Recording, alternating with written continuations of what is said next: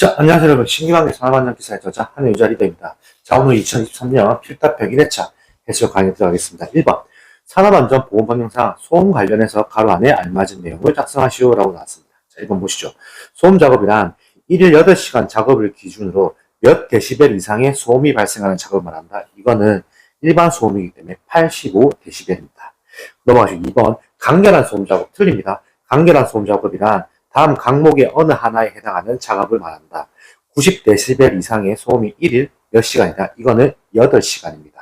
8시간 이상 발생하는 작업이고, 또 다음 넘어가서 100데시벨 이상의 소음이 1일 몇 시간 이상 발생한다. 이거는 2시간입니다.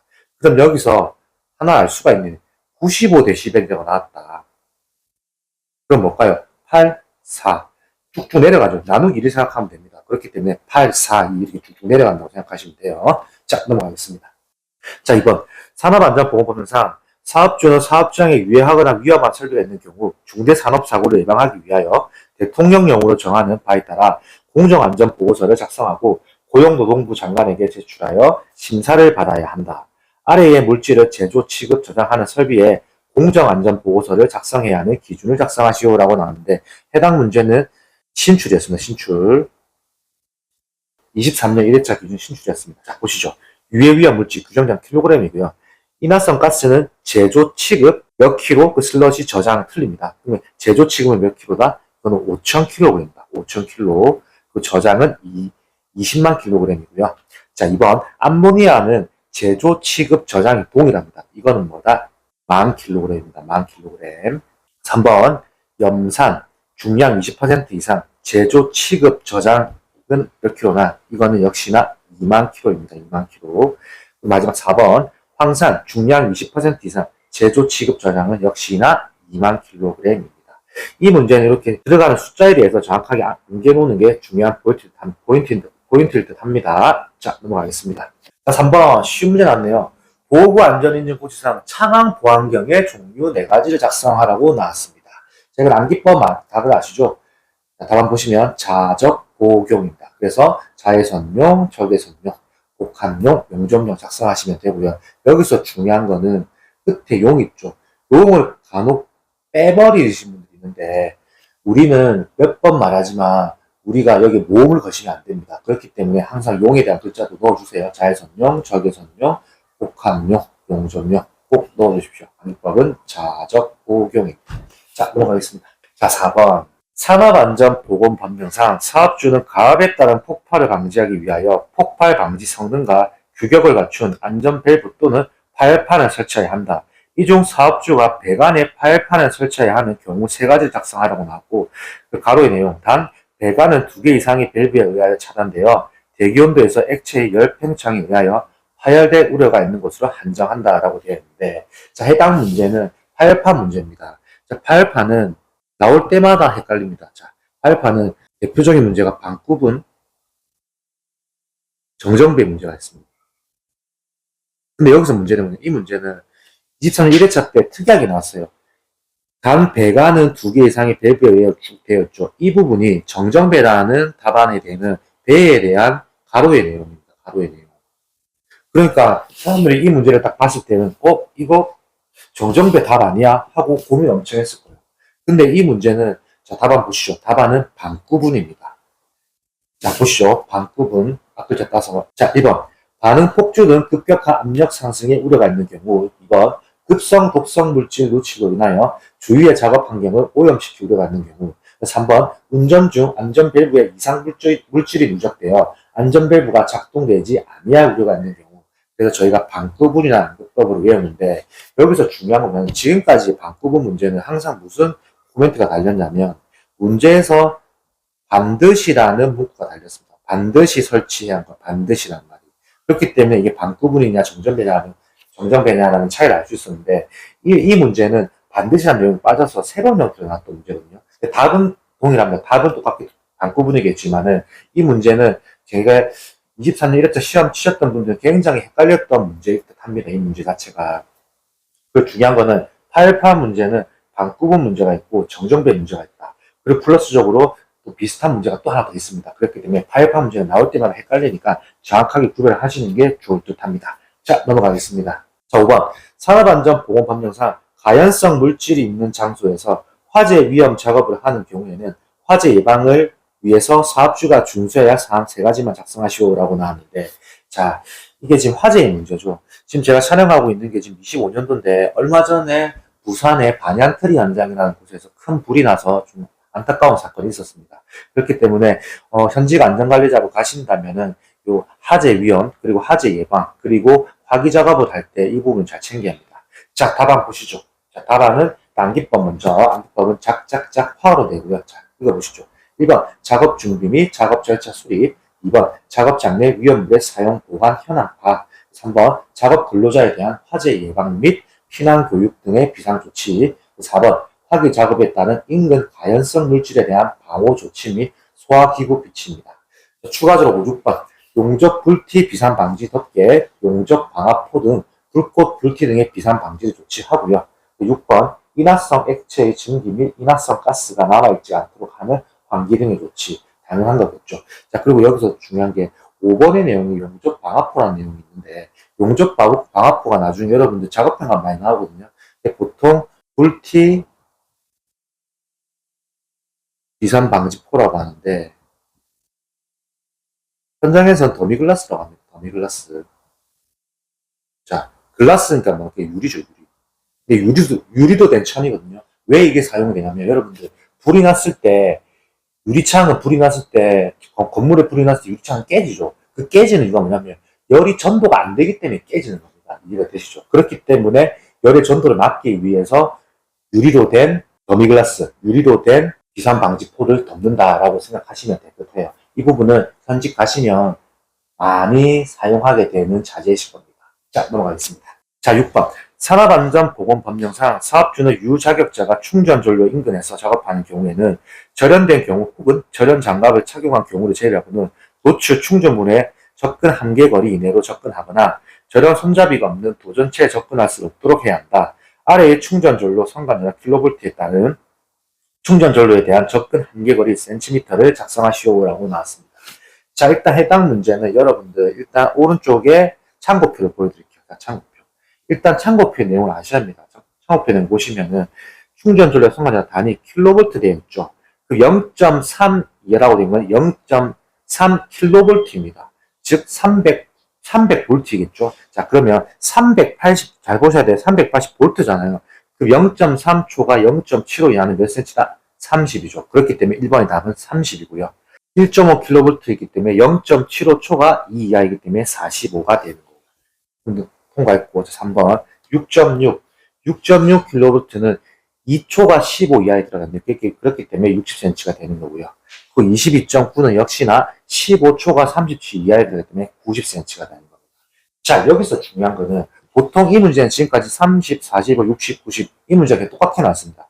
다만 23년 2회차, 지금 1회차도 23년 2회차 때 또 뭔가 변경이 됐어요. 그래서 여러분들이 23년 2회차의 영상을 딱 이어나가서 보신다면 해당 충전 전로에 대한 문제가 지금까지 상한계 2문제 나왔습니다.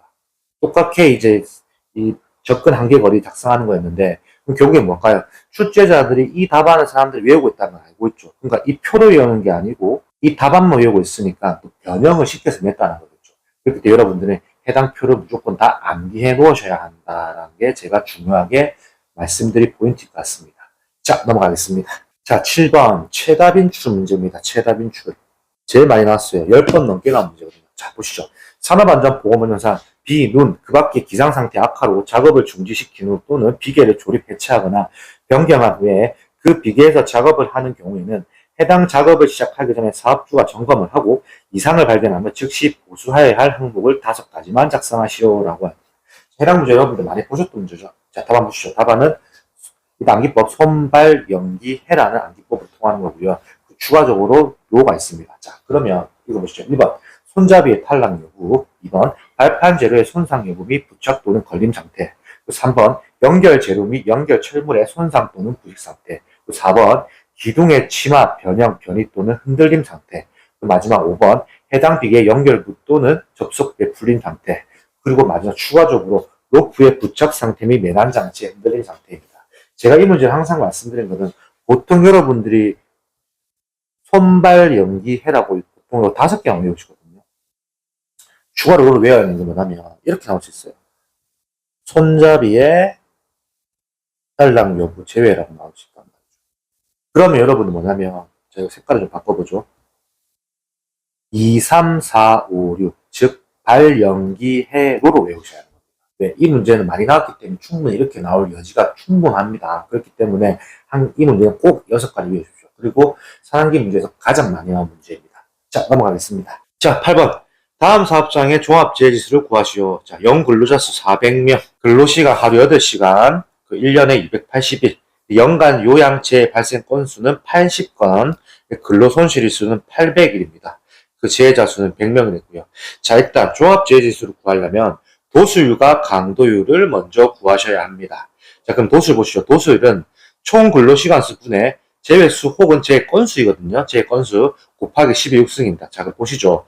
근로 400명이 됐죠? 그럼 400 곱하기 8시간 곱하기 8, 1년에 282 곱하기 280. 그 제건수, 연간 요양재해 발생 건수 80건, 80 나누기 12육승을 하면 89.29가 나옵니다. 자, 이어서 강도율 구하시죠. 강도율. 역시나 똑같죠. 총 근로시간 수분 똑같습니다. 총 근로시간 수분의 총 근로손실일수입니다. 그러면 보시죠. 곱하기 13승이고요. 자, 400 곱하기 8 곱하기 280 똑같죠. 더해 설명 안 하겠습니다. 분의 총 근로손실일수. 근로손실일수 800일이죠.